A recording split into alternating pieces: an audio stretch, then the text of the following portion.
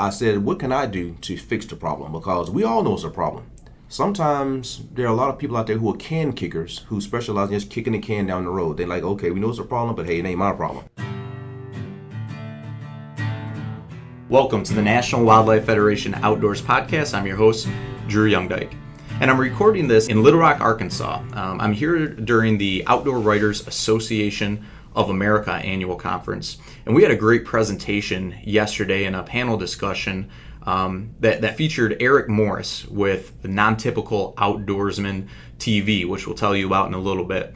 And Eric is heavily invested in making sure that we diversify participation in hunting and fishing in the outdoors. And with some of the discussions that have been going on both within the Federation and throughout the conservation community, it seemed like a perfect chance to pick Eric's brain and see if there's some things that he can offer to help our affiliates, our state affiliates for the National Wildlife Federation, get started in this work. But more than anything, without me talking anymore, I wanted to introduce Eric. Eric, thank you for joining the National Wildlife Federation Outdoors podcast and for coming to Little Rock and speaking to the Outdoor Writers Association of America as well. Tell folks about yourself. How did you get into hunting and fishing? You had mentioned during your panel presentation that you didn't originally grow up hunting and fishing.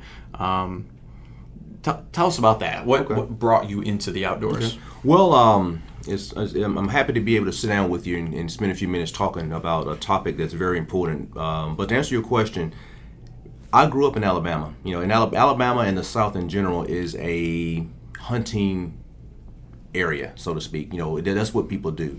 But like I mentioned in the panel yesterday, you know, I did not grow up in a hunting family. My daddy did not hunt. You know, he would carry me fishing, but he really wasn't an outdoorsman. He, you know, grew up in Alabama also.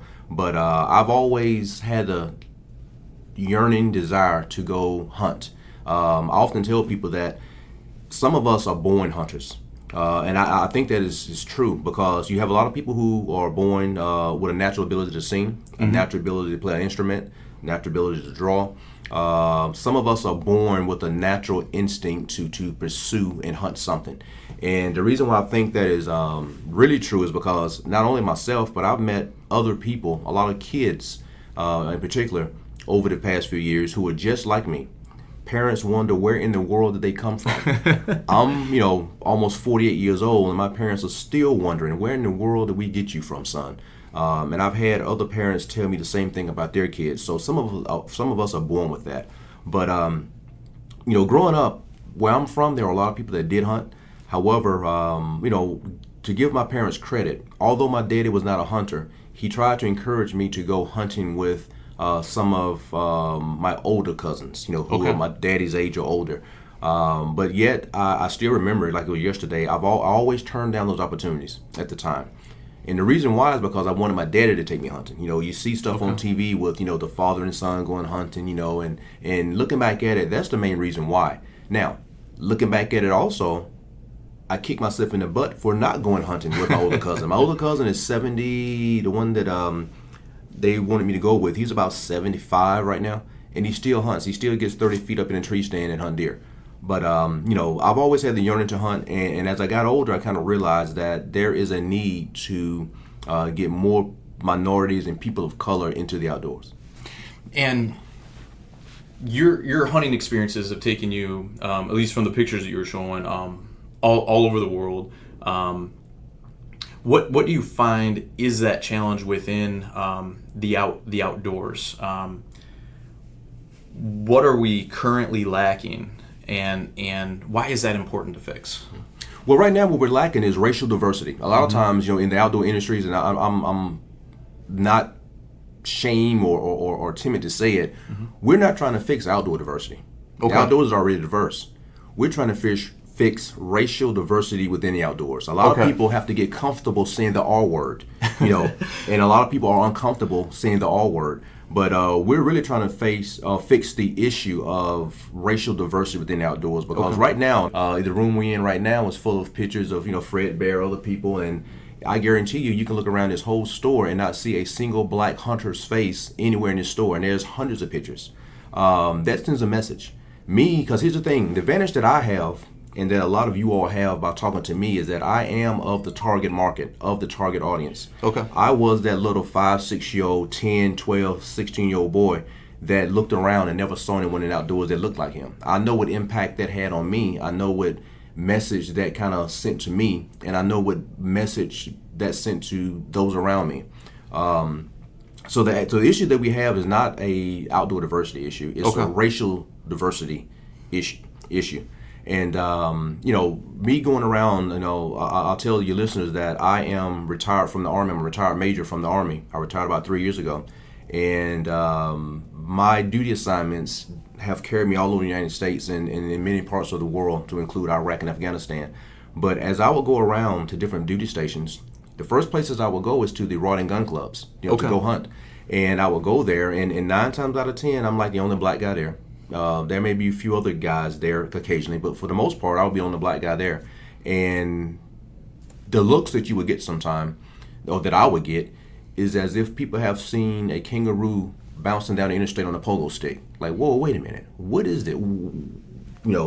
People are in disbelief sometimes, and naturally so, because sometimes you don't see enough black people hunting. So therefore, when you see a guy come up that say, "Hey man, I'm here to hunt. How do I, go through the process of hunting on Fort Bragg, on Fort Carson, or wherever you are?" A lot of people are like, "Whoa, wait a minute." But I got kind of tired of that appearance or that response, I should say. Okay.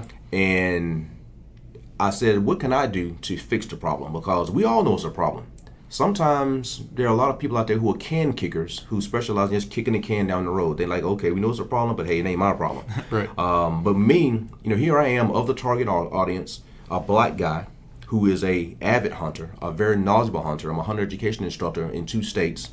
And I feel that if I can't solve the problem, then the problem can't be solved, because I am, as I mentioned before, I'm America's strongest advocate of increasing racial diversity within the outdoors. Here I am in Little Rock, Arkansas, drove my car out here, on my own bill, on my own dime. And it takes that kind of commitment to get the job done. But what I wanted to do is to try to find ways to increase the racial diversity within the outdoors, not just black folks, Hispanic folks, Asian folks, Native American folks, folks from the Middle East. Because right now, a lot of people in the outdoor industry will say that hunting is a white man sport.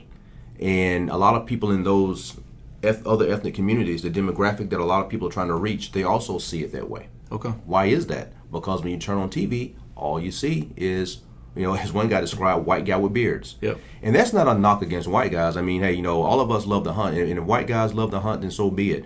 But I think that sometimes we can do a better job as how we portray hunting in the outdoors. Right now, I think we're missing the point, or missing the opportunity, I should say.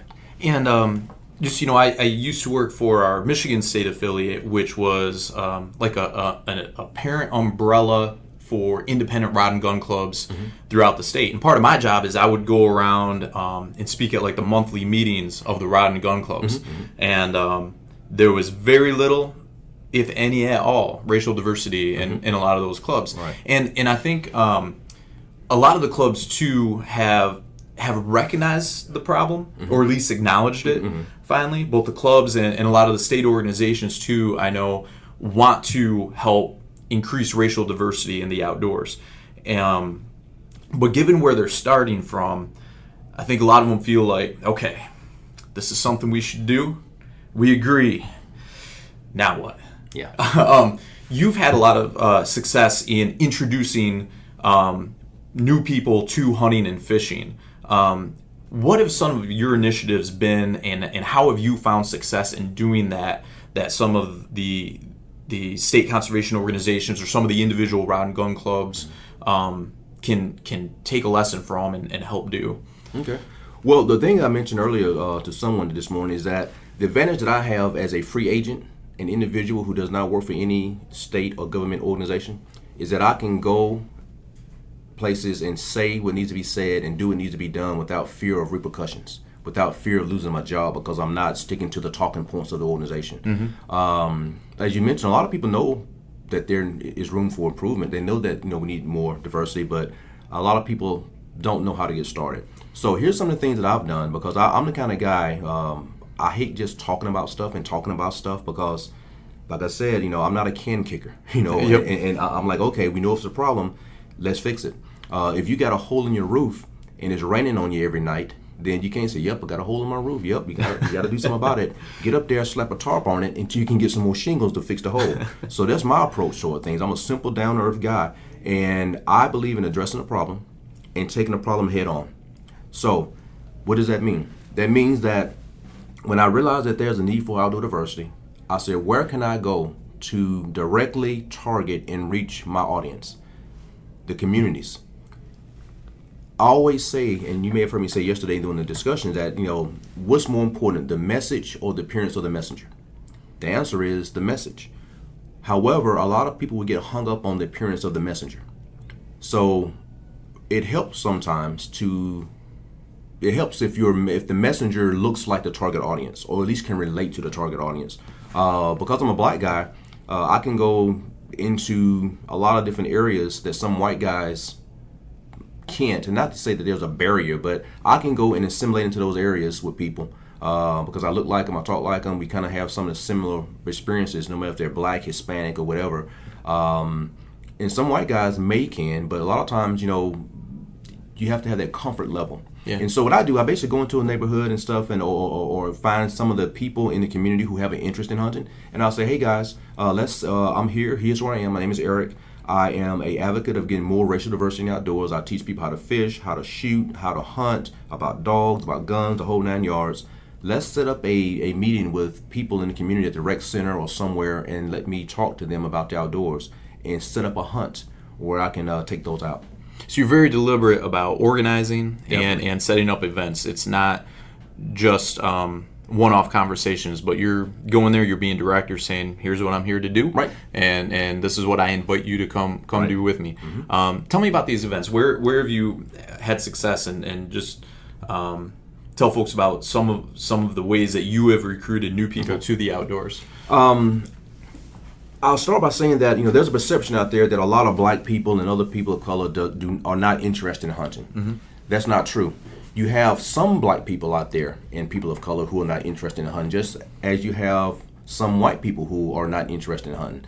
So basically what I do is I go to some of the successes I've had has been Killeen, Texas, where I found an organization called Black Wolf Hunting Club, and we partnered with the state of Texas to help run more hunts, because Texas, all states have their challenges, mm-hmm. but I think that Texas has made a good faith effort to try to fix the problem, not just talk about it. So we were able to set up a few hunts where we took youth out, but I had a group of guys that were committed to help putting on events, because whenever we put on an event, we put it on, we sponsor it, we run the show. Okay. It's important for your target audience to see people like them in charge running the show. If not, they're going to see you as the figurehead or the puppet, and say, okay, well, yeah, Eric's just here, but he ain't really, he's just here, but all the other 600 guys here are white, and so why is there more of them of us? Those kind of things pop up, but to follow up on that, though, just because a guy is white does not mean that he's not committed to increasing diversity. Mm-hmm. Obviously, you are yourself, because you're sitting here talking about diversity, and some guys choose not to even talk about the issue. So it's obvious that you care. But other areas of success I've had was in Kansas City when I was at Fort Leavenworth. I was same process. Here's who I am. Here's what I'm here to do. Let's set up a meeting time. I went to the community center, put a flyer up. Who come learn to hunt. Okay. And put a flyer up. And here's my number. People will call. And, I had as many as like 15 people meeting and I just don't focus on kids. Mm-hmm. Kids, adults, any race, any nationality. And I took, in between the years of 2014 hunt season and 2015 hunt season, I introduced 32 individual people to hunting. Oh, that's awesome. And because hunting participation has been dropping across the board. Mm-hmm. And state wildlife agencies, conservation organizations seem to be racking their heads saying, we're losing who's always kind of appeared in the hunting population. We're losing. How do we stop it? How do we stop it? How do we stop it? And you're saying, just like this. Yeah. You introduce new people to it, and I think for some of the clubs, you have folks that have grown up in a very specific hunting culture, and the perception of hunting culture, even from within it, is this is what hunting culture looks like. How important is it for folks to understand that hunting is an activity that you do, and all the cultural trappings around it might not necessarily need to be tied to that activity, and they kind of need to drop kind of their own preconceived notions to jump out and accept new people into hunting who might have different perceptions of hunting, might approach it from a different way. How have you found the reception to that from within clubs and organizations that you've worked with? Well, there's hunting has a culture, but each region of the country has a culture. Yeah. I'm from Alabama. Yep. I'm a country boy. I mean, you can't get any more country than Alabama, in the South. But some people, for instance, when it comes to hunting, some people think that hunting is growing up. I'll use this as an example. Growing up in the 80s, late 70s, early 80s. Hunting season you can tell when hunting season was around because you see people riding around town with deer on the trucks and hanging off the hood of the trucks and dressed up in camouflage going to the stores with blood all on their clothes up there gut of the deer. Yep. And for the most part, people within the outdoor industry today have tried to get away from that because that does not give hunting a good look when you have that kind of stuff. So you have to be mindful of the people who don't hunt. But with culture, one thing, for instance, some people see hunting as a backwoods rural activity. A lot of people let's talk about race again with black people. A lot of black people who are struggling to try to separate themselves from the stigma of ignorance and illiteracy and just being backwards or whatever, or not as equal or good as some of the other white people. I met people who go out of their way to distance themselves from hunting and stuff that would give the appearance that they may be backwoods or whatever. I, on the other hand, embrace it. But the culture, I will mention too, like some people for a hunt, they may sit around and drink beer at the fire and play the banjo or the guitar or whatever and sing country music. That may be what they do in that particular segment, but if you look at somebody from the outside, say, hey, that's not me, that's a bunch of redneck guys or whatever. And these guys may not at all be redneck. They may be good guys that's out there just playing a guitar, but sometimes you want to portray hunting in a certain light. And hunting, like I said, in America is portrayed primarily as a white person sport. I would give you a $100 bill if you can walk around the store and find a black face of all these hunting pictures in here. They're not any. Sometimes people are so accustomed to the status quo, so accustomed to seeing the story and history told a certain way that they are reluctant to change their ways of portraying certain things. How important is that for somebody who doesn't currently participate in hunting to want to get into it? Because and I'm your classic white dude with a beard, right? Although the beard's not very good, but I'm working on it. But I can look around this room that we're in, and I see dudes that look like me. Yeah. And what message does that send to you? What is that? What feeling does it give? And it's something that when you grow up with it, and when it's always been there, you don't think about it much because you take it for granted. Right. And I think for white dudes with beards like me that grew up in it, sometimes we'll say, okay, but why is that important? Like I don't need to look like that. Like it's just the outdoors. It's there for everyone. And I think we sometimes approach it from that way simply because we've always had images and role models of people that look like us so much that we've just taken for granted the importance of that. How important is that to make sure that, and especially those of us within outdoor communication in media, to make sure that we're accurately and genuinely portraying racial diversity within the outdoors? How important is that to recruiting new people to it? It's very important because a lot of times people are drawn to things that they see themselves doing or people that look like them doing. It can be tremendously inspiring for a person of color to see someone portrayed in a picture or on TV that looks like them. Like I said, the advantage that you have of talking to me right now is that I am that guy from that audience who was a black guy, little black boy from Alabama who never saw anybody. I grew up in the days of watching Roland Martin on TV, Jimmy Houston, all those guys, and I would get up and just love fishing. But I often talk about how a picture is worth 1,000 words.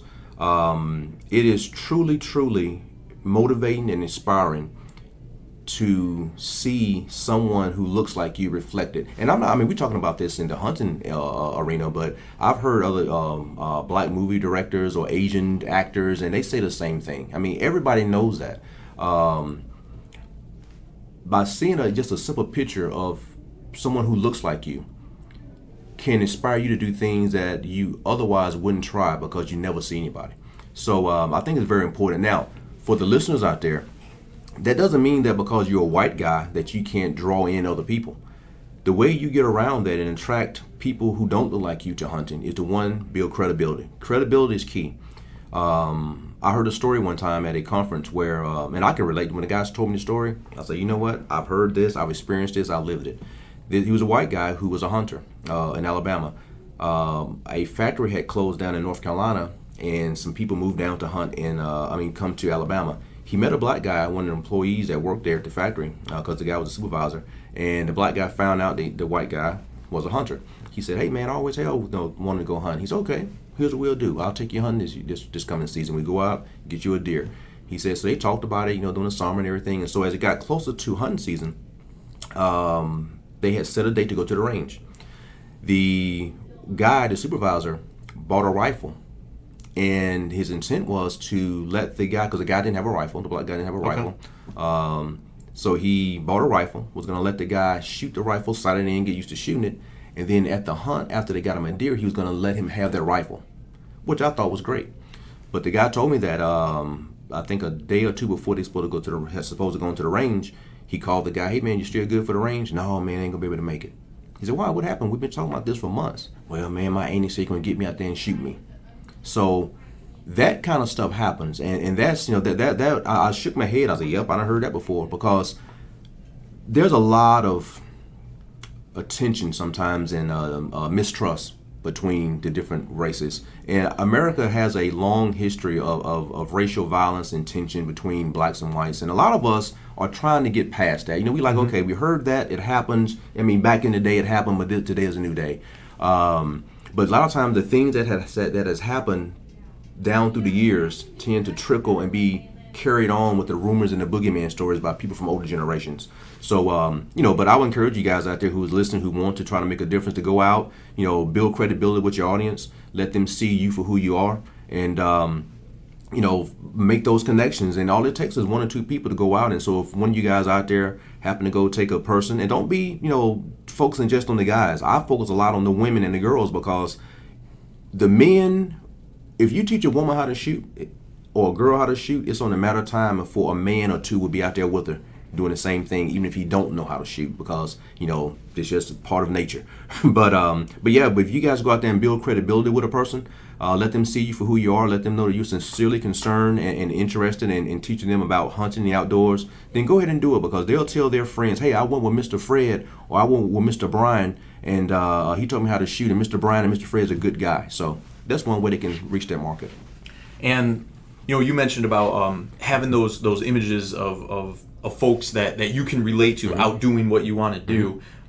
You now have a new venture where you are providing that. You are walking the walk. Yeah. Tell us about your new venture, your new Nontypical Outdoorsman. Okay. Well, about last fall, going back about maybe 3 years ago, I had the idea of having an outdoor show. Because right now, I watch Pursuit Channel, Outdoor Channel, all these shows, and you never see anybody on TV that looks like me. You never see anybody that's Hispanic or anything. I think there's one or two guys out there that you see, but for the most part, you don't see any diversity, any racial diversity out there. So I've known that black people have always hunted.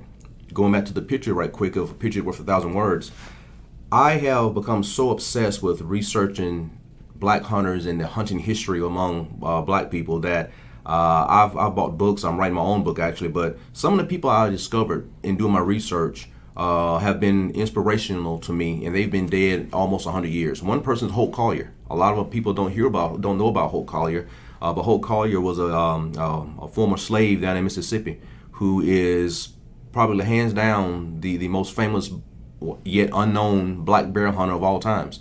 He's had his actions led to the making of the teddy bear. He guided Teddy Roosevelt on a black bear hunt in 1902 in Mississippi, and make a long story short, he told the president, Mr. President, hey, if you sit here, I guarantee you my dogs will run a bear by your blind before sundown. And it got kind of late in the day. The aide told the president, no bears coming through here. Let's go on back to the camp. And so they got up and left. Sure enough, shortly after they left, bear come right through there.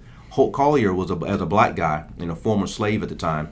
He had a lot of pressure riding on him. From doing the research, that was one of the rare moments that I heard about where black people ran the show for the hunt. The President of the United States coming down, but Holt Collier and his other black guys was running the show. So pressure was on him to succeed. The landowner who, owned the land, the plantation that he was on, his whole family's been on for generations, he had a lot riding on him for Holt to succeed too, because after all, you have the President of the United States on your property for a hunt. So Holt had the pressure on him.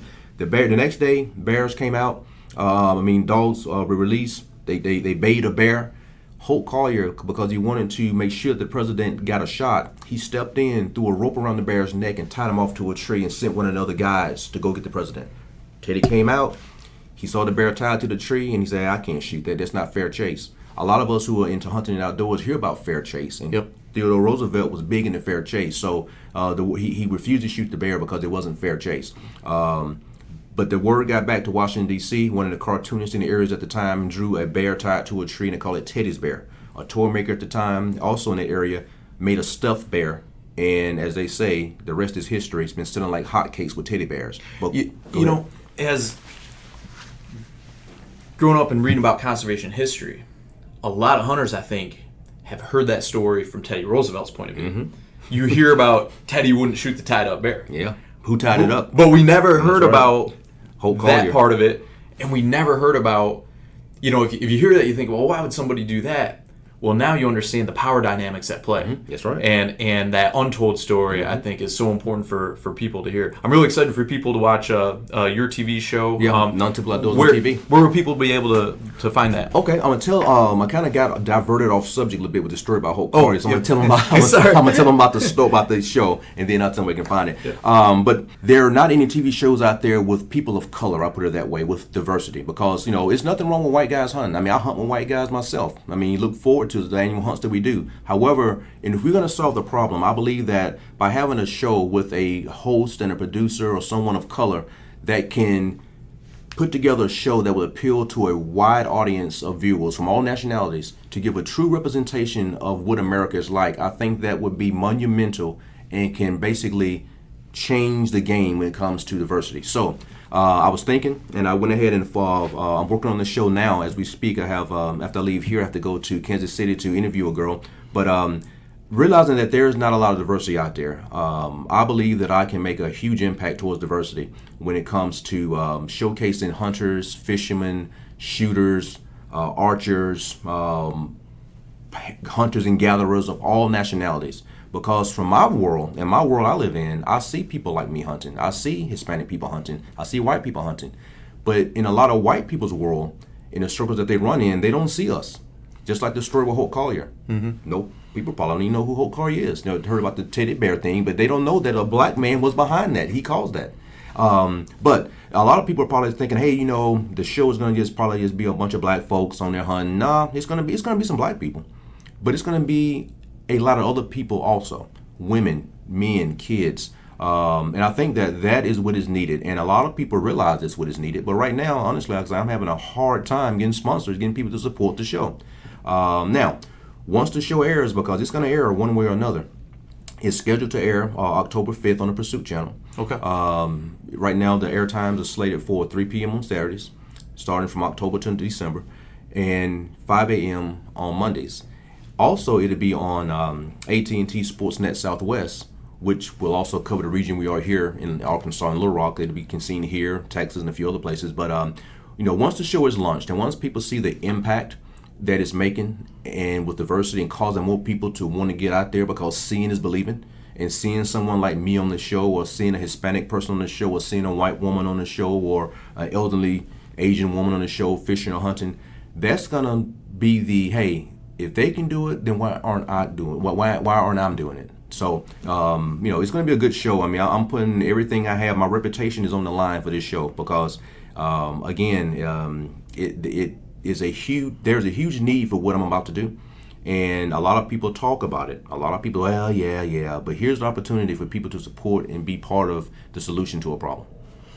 Awesome. Eric, thank you for joining the National Wildlife Federation Outdoors podcast. Folks, make sure that when it comes out in early October, you go check out the Pursuit channel and check out the Nontypical Outdoorsman TV. There you go. Where else can folks reach you? Well, I will give you my direct email address. You can reach me at my cell phone. I will give you that first. My cell phone number is 405-473-3506. That's my direct number.